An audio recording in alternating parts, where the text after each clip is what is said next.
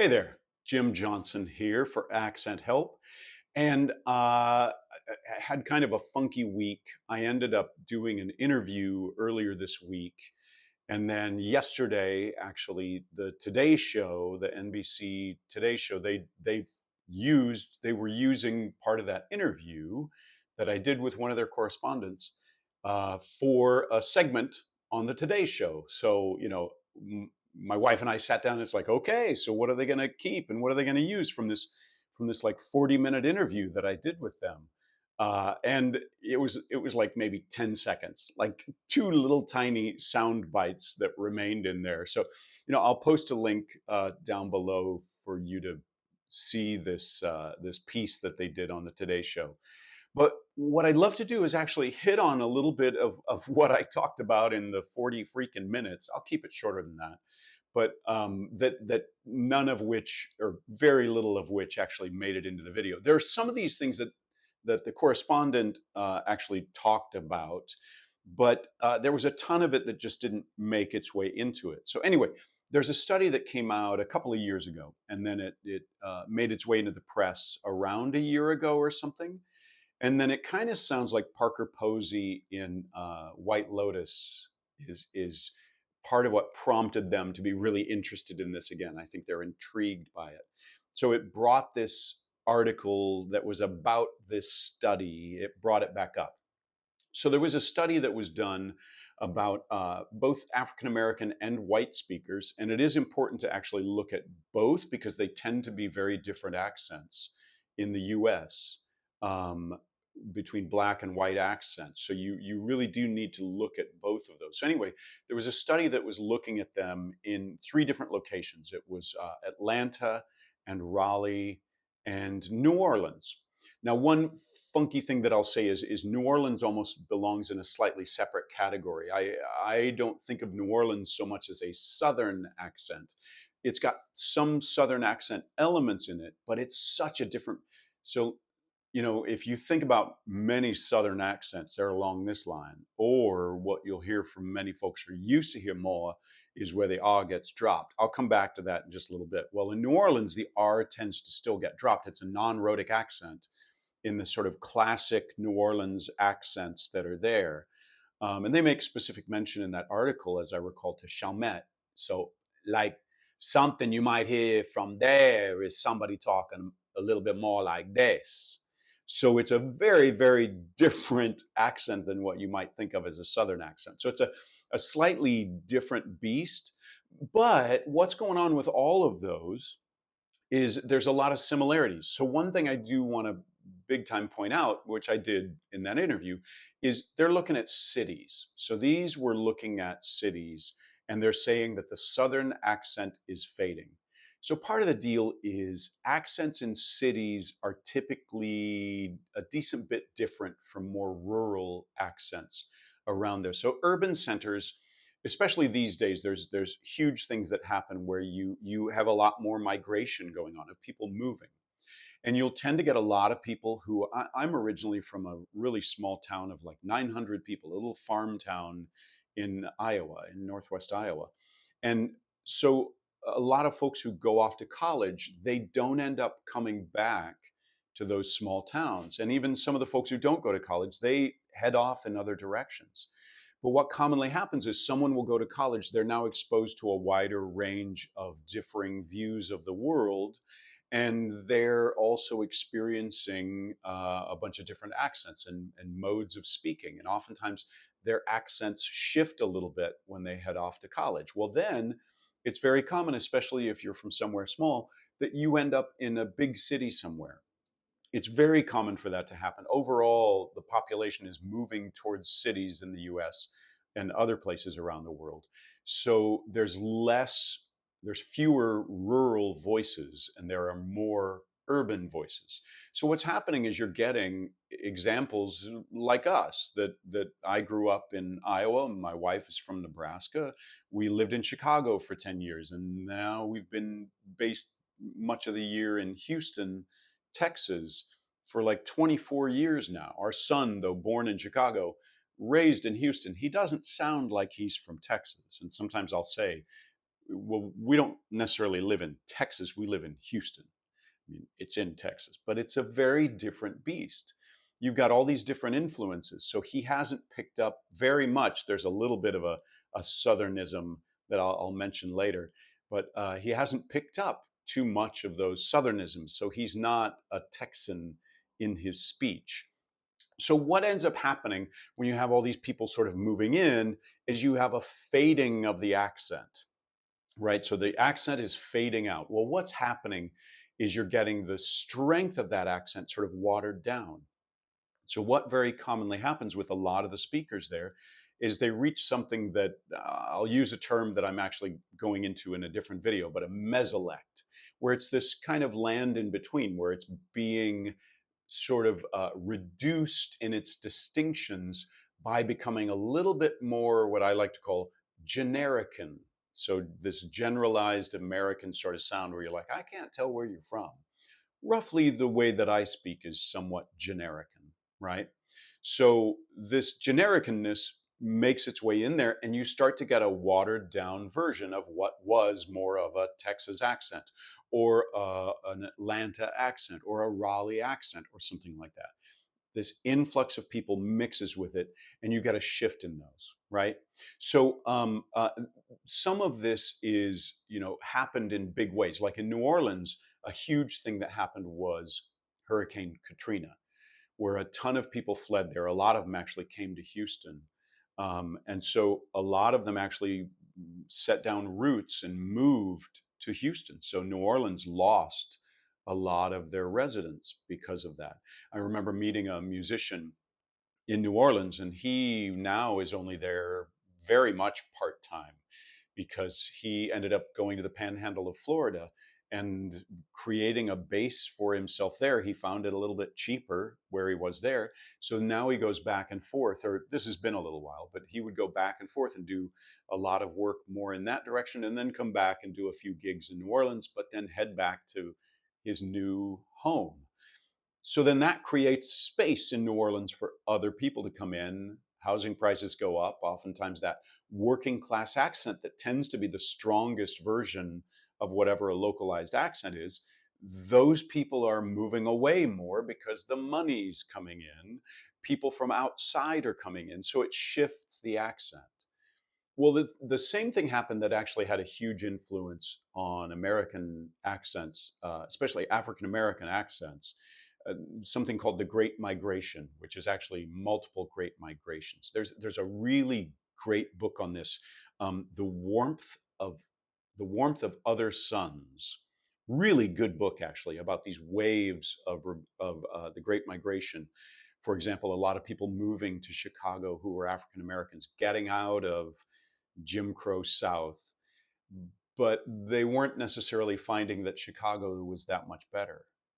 And another thing that really commonly happened is like grandma would still be in Alabama. So what was very common, like interviewing some African Americans in Detroit, so there were multiple people who were saying that they were sending their kids back to be with family in the summer, a great time to be way in the South when it gets the hottest. But sending them back with grandma and grandpa down in the South, back to Alabama or wherever they were from originally. And so the kids are continuing that connection with the South. So there tends to be a rather Southern influence on African American accents all around the US, especially when you're looking at cities, more so than in more rural places. But there doesn't tend to be large African American populations in rural settings in the North. In the South, absolutely, not so much in the North. So anyway, there's also been a lot of people moving back to the South, a reverse migration, because they were finding that it wasn't the sort of promised land that people thought it would be. And that's actually true of a lot of people. They'll oftentimes move back home, whether it was actually their home or even just family home from some time before. There's a nostalgia, a desire to get back, that a lot of people have.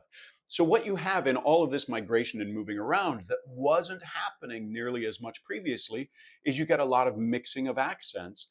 And so you start to hear them sort of getting watered down a little bit. They start to move towards these mesolects, these more moderate versions of whatever that localized accent has historically been. Another thing that I should say, frankly, that's in all of this is accents are not fixed; they're constantly changing. So the idea that, oh, we've got to hold on to our accent, is like, no, you're not going to be able to. They change.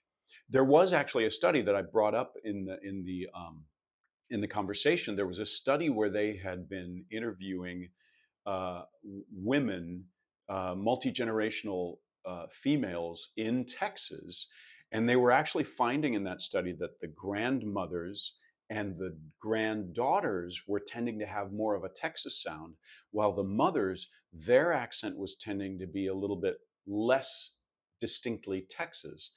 And they were imagining, at least part of their theory was that some of this was based on when George W. Bush was in office, that it was like it was cool to be from Texas again. So there were perhaps some shifts in the degree of pride that people have for their accents, and that's one of the points that they actually included in that thing that was on the Today Show, where I said, no, the Southern accents are not going to go away, because if nothing else, there's too much pride in that, in the accent and in being Southern. So it's not going to go away completely. Anyway, they all accents change, and especially when you get an influx of people, it's big time going to change. So huge changes that have happened. A couple of examples that I brought up with them was, one of them is the Gullah or Geechee accent. I'm going to tend to call it Gullah because there are different definitions that I heard people use in describing themselves and people in their communities between Gullah and Geechee. So I'm going to reference more Gullah. So Gullah tends to be along the coastal areas of primarily South Carolina, southern South Carolina, and northern Georgia. And so, like a center of their culture was Hilton Head Island, which is very much in southern South Carolina, not too far from Savannah, Georgia. And this is now, if it's familiar to you, it may be because it's a big golf resort. It's a big place where people with money will go to play golf. Well, historically, this was a big Gullah center. I went on a Gullah tour when I went there, so that I could learn more and get to hear some voices too and record. So part of what's happened is that like families have owned this land for multiple generations, and so it is owned outright. But the taxes have gone up. I believe they may get some tax breaks because they have been there multi generationally, but still, it costs more to be there. In addition to that, the value of the land has gone up so much, it's kind of hard for families to go, no, we're going to pass up on those millions of dollars in order to stay here in our homeland. And so a lot of people sell and move on. And certainly it's made them at least need to go out into other communities to get work where they're going to make enough to pay for living there. So again, it tends to water down that accent. So partially that accent is dying off, that mode of speaking, which is also, I mean, there are linguistic elements of it. People who are Gullah will have told me that they've gone like down to the Caribbean, and they'll be asked in the Caribbean, wait a minute, which island are you from? And it's like, I'm from the US, I'm not from the Caribbean. Because there are some elements of it, like the A and the O, that tend to be very prominent in the Caribbean. Anyway, um, it's changing simply because of the nature of things changing and people moving on and things becoming, the world doesn't stay the way that it was. Well, there's an older, so oftentimes African American accents are non-rhotic, meaning that the R's after vowels get dropped. So a word like start or near becomes more like start or near. So the R is sort of gone, or I almost like to think of it as a soft R. So that also was true of many white Southerners when you go back a ways, especially in the flatlands, when you're in the mountainous regions of the South, then you tended to have more R's on, so what it's called a rhotic accent, like start near those R's. Very common in the Appalachian Mountains and the Ozark Mountains, Kentucky, Tennessee, and then that sort of stuff carried on into, say, like Arkansas and Texas. So those tended to be a lot of non of rhotic regions, partially because huge influence was Irish and Scots people were moving up into those less desirable locations up in the mountains. So, and those are rhotic, keeping the R accents. And so that's part of the history of that. Well, more of a British influence was very common in the flatlands, more in the land of plantation land, right? And that tended to be non rhotic. Interestingly enough, at that time, a lot of British speakers were actually still rhotic speakers. It, like 1700s is when it was starting to become more non-rhotic, the R dropping. But prior to that, it tended to be more of like saying the R's. So if you go to original pronunciation, the idea of what uh, the accent sounded like right around Shakespeare's time, theoretically, it's more like this. These R's start near, saying those R's where it sounds a little bit more like Hagrid, right then, Harry, right?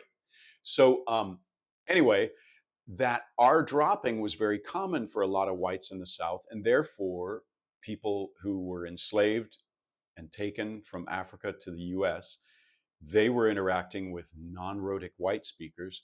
They were tending to become, whether they were learning or just shifting their English, but a lot of them were learning English. They were learning it from non-rhotic speakers very commonly. So therefore, it got built into many African Americans.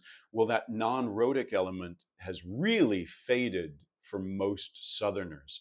And in fact, these days, when I can, on rare occasions, find a non-rhotic Southern speaker, it's only partially non-rhotic, like some R's are dropped and some are not. It tends to be somebody who's more like 80 years old. So it's much, much older. This is a dying accent. It's on its way out. Now, New Orleans has been, again, this is shifting too, but has been a non-rhotic, a region that's held on to the non-rhotic. And I got some recordings of some women from Louisiana, from Natchitoches, who were semi non-rhotic. The youngest person I think that I ever recorded was a gentleman who was like 65. And this was probably 5 years ago or so. And he was partially non rhotic. And that was in northern Mississippi, kind of getting into Delta region.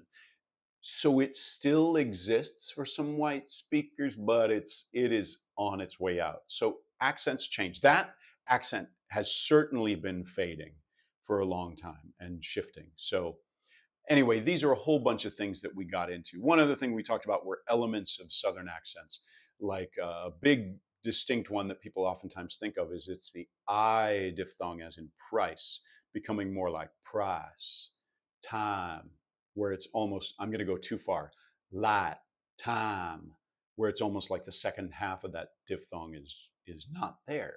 It's just light, time, mine, my, instead of my. Okay, so that's a big Southern element that tends to exist still throughout the South and with most African American speakers, even up north. Then you get something else that people usually think of it as a Southern thing, and this is a thing my son actually does a little bit of. But it's not just in the South. It happens also, like in Southern California, throughout much of the Rockies. It happens very much into Kansas, which is commonly considered Midwest, right? But it's what's commonly called the pen-pin merger. And I hate that they call it that because many people will describe a pen as a pin just out of habit. But and most Americans will actually say words like win instead of when, and will say, probably most Americans say some degree of get instead of get. That one's a little bit of an exception. And again instead of again. But then you have words that being from the Midwest, I don't say with the pen-pin merger, I keep them distinct more, would be a word like Denver. And that many people who have this pen-pin merger will say something more like, I'm going to go too far, Denver, almost like it's Dinver. Remember, right? I'm going too far. Remember. Denver. So it's a little bit lighter than that. And in fact, when I gave those examples to the woman who was interviewing me, who is from Texas, an African American woman from Texas, because this Penn Pin merger actually tends to exist up in Chicago and Detroit, right? But she was like, "Yeah, I don't hear the difference." So her ear can't hear it because it's not a distinction that she's used to making. So Penn Pin is one of those things that's kind of a Southern-esque thing, but it's in a lot of the US actually. And then something else, some other ones that I gave were examples of things that Americans commonly do, like the harder R. Americans are oftentimes thought of as a R, a little bit of the tongue bunching a bit. Well, many Southerners bunch the tongue even more, R, even more. Now, that tends to be stronger primarily for white speakers than for black speakers because many black speakers are non-rhotic, but it depends on where you are. I have recorded and have heard multiple African Americans who, in the South even, but are in an area that is very much more rhotic and they have much more interaction on a regular, like everyday basis with white speakers who speak this way. And so they are in that direction themselves. So that strong tongue bunched R, that hard R, right? Another one is the ow that Americans don't tend to say ow mouth. They tend to say mouth. Ma, there's a hint of ah to it, almost the trap vowel. Ah, ma, mouth. It's kind of in that direction, but not all the way there. Well, many Southerners, anybody who fits in these Southern categories, so I am talking about even African Americans in New York, will have some of these elements that they'll very commonly say something more like mouth, mouth. That happens in Texas. That happens all over the South. And another one that happens in parts of the US is the O, which Americans in general tend to slightly neutralize the first half of the goat diphthong. Oh. And you'll get something stronger than that in like Southern California, goes more, like Southern California, Well, similar thing in say Baltimore, that Baltimore, Maryland, you'll get people who go down the ocean. We're going to go down the ocean, and that O can be very strong for many Southern speakers too, and that's the whole tying back to the Parker Posey fascination that I think the Today Show had, which was Piper, no, it's the strength of that O that I think was part of prompting them to want to do this story. So that's the long and the short of it, mostly the long of it, I guess, for going into some of the things that didn't end up making that story. Bits and pieces of that they actually made use of in the story outside of that, beyond my like 10 seconds that they included from our 40-minute interview. It was something like that. So anyway, there you go. If you're an actor and you're interested in accents, you can check out accenthelp.com. That's where I brain vomit all of this kind of information into the materials for helping actors to learn a variety of accents.